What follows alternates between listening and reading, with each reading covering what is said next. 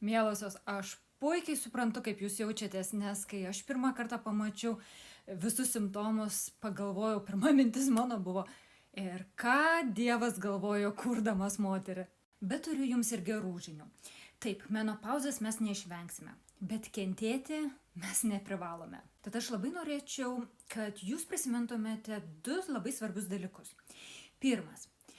Mažėjant estrogenui ir progesteronui, mes turime didesnę riziką uždegiminiams procesams.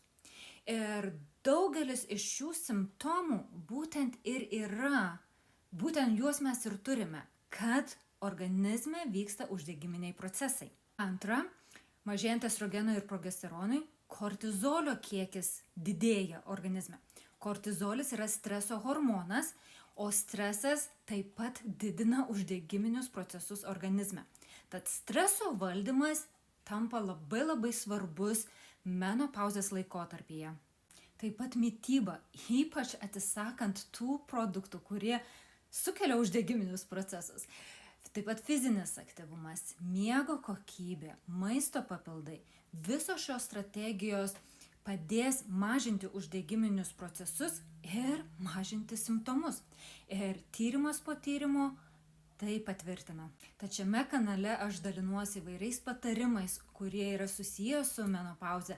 Tad jei tau ši tema yra aktuali, kviečiu pasekti.